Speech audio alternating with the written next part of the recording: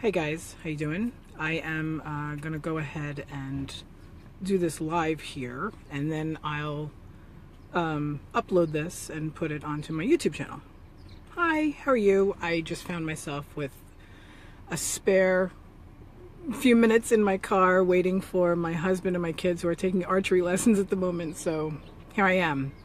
But I'm gonna quick turn around the camera and I'm gonna show you that I am sort of sitting here like this because I can't really think about sitting any other way right now. I'm kind of in some pain today. It kind of sucks. As you can tell by the title of this video, I'm 25 months out. I had my surgery on March 16th, 2014. No, sorry, 2015. So it was 2 years and 1 month ago. I had it in New York City at the Hospital for Special Surgery with Dr. Alexiadis. I was 42 years old at the time, now 44. I have never been pain-free after my surgery. I mean, I've had days where the discomfort was less. I did have a diagnosis about 6 or 7 months. It all sort of melds together. Melds, is that a word? It's all sort of melted together, my memory, but about 6 or 7 months after my surgery, I did get a new diagnosis of having bulging discs in my low back, L4, L5, S1. I was going to physical therapy for a little while. For that, it did help. This is not a very attractive angle from my neck, sorry. It did help a little bit, but it was very expensive. My insurance has me paying $50 copays every time I have physical therapy. So they wanted me to go twice a week, and I'm like $100 a month. I'm sorry, $100 a week. I can't handle that. That's $400 a month. No, I can't do that. Plus, some of you know I'm a massage therapist, so I went once a week for like 4 or 5 weeks. And the guy was very honest with me, and he showed me different exercises, and he said, you know, we can stay in contact via phone and blah blah blah. If you have any trouble, let me know. So the more I exercise smart, the better my hip feels. Honestly. But unfortunately, my back hurts.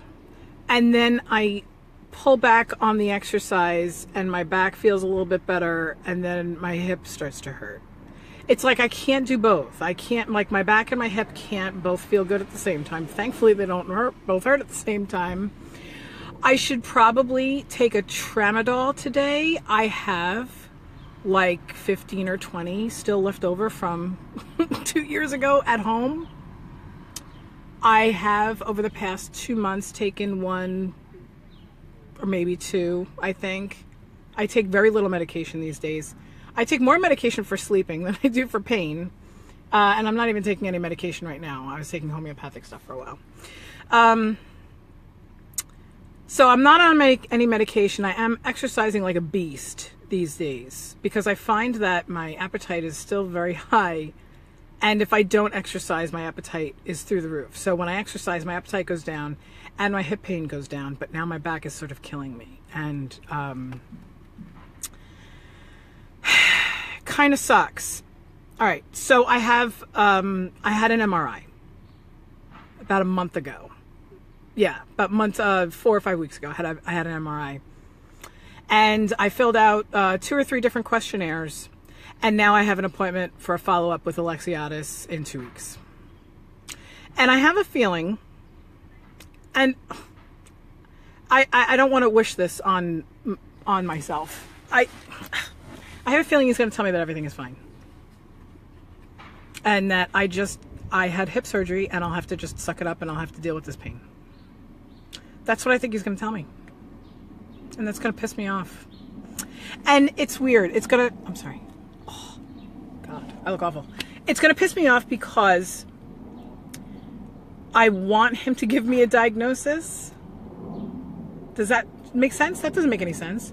I want him to tell me that something's wrong. Why would I want him to tell me that something's wrong? I want him to tell me that everything is fine, right? But no. I want him to tell me that something's wrong so that it validates my pain. I'm not exactly sure. The pain itself, even when my hip hurts, it's not in my hip. It's not in the joint, the ball and socket joint with the acetabulum and the okay, you guys know what that is. It's not always in there. Sometimes it is, but most of the time it's in the musculature, the soft tissues around it. It's the IT band. Ugh, it's so tight all the time. I just want to take a rolling pin to it. It's so tight all the time. I should really put some heat on there today. That's what it feels like it needs. It feels like it needs heat. The weather is gorgeous today. Usually when the weather's bad, my hip sucks. my hip knows the barometric readings like crazy. So my hip kind of sucks. My back kind of sucks. It's not great 2 years later. And I have a couple of people who started following me from, I don't know if it's from my YouTube channel or from this group or whatever. And they were asking me for an update and they're three months out and then 6 months out. And I've been avoiding it because I don't want all of you guys who are getting yourselves ready for surgery or you're just having your surgery to get discouraged. You should not get your surgery because I have pain. There's a lot of people who go through the surgery and then they're pain-free. There's a lot of them. A lot. And that's great. I don't wish pain on them. I don't want them to be in pain just because I'm in pain. I have a feeling that getting the hip replacement was not the only turn I needed to make on this little journey. I have a feeling that I'm going to end up with a little bit of back surgery. That's what I think is going to happen. Because I've already lost 75 pounds since this whole thing started. Not since my surgery, but since before my surgery. Before my surgery, I lost like 40, and then I lost like another 35 after surgery, something like that. Something like that. So I don't really have any excess weight to lose. And that's always been a paranoia of mine, that they're going to tell me that, oh, you need to lose weight, you know, because then I'll feel like it's my fault that I have pain. Nobody wants to be told that they're in pain because they did something wrong, or they're continuing to do something wrong, especially if it's because of gluttony and overeating and not exercising enough and stuff. So, and my exercise has to be really specific. Like I've been playing with that a lot too. I don't do anything that hurts, nothing. And I mean, hurts in a bad way, So that's my update. My update kind of sucks. That's why I've been avoiding updating. I've had so many people asking me for updates and I'm like, I don't wanna. Because I don't want to discourage anybody and I don't want to put ideas into people's heads that,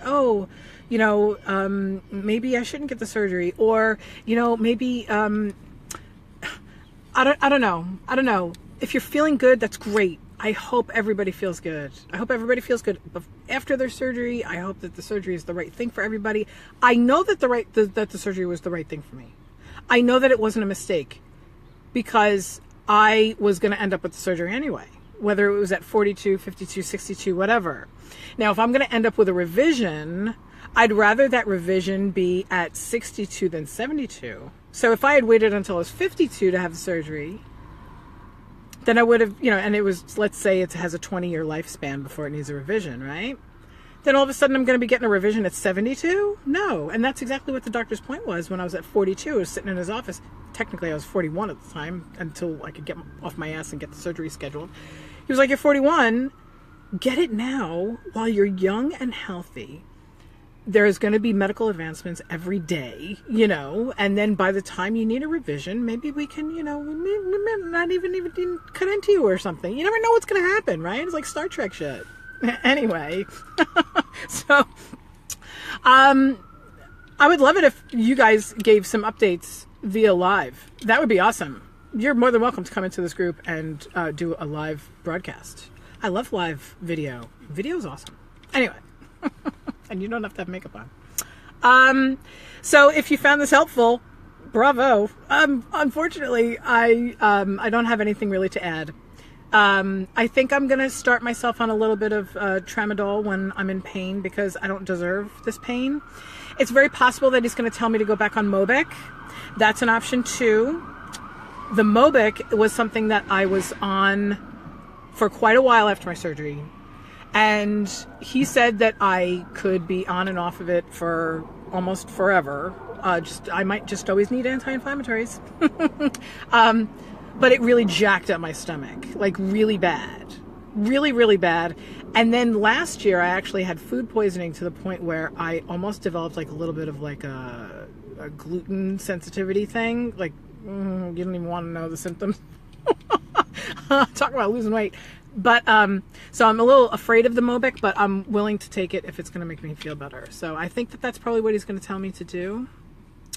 So anyway, that's that. So heat, tramadol, maybe Mobic. I'm already exercising. I'm already eating right. I eat lots of healthy fats. I don't eat a lot of carbs. I don't eat a lot of inflammatory foods. I try to keep the salt low and stuff like that. So anyway, I will talk to you guys soon. Maybe I'll come in and update you when I'm done with my follow-up with Alexiadis on May 2nd. So that's only a week and a half away. Cool. So that's next Tuesday. Next Tuesday. All right? I'll talk to you guys later. Bye.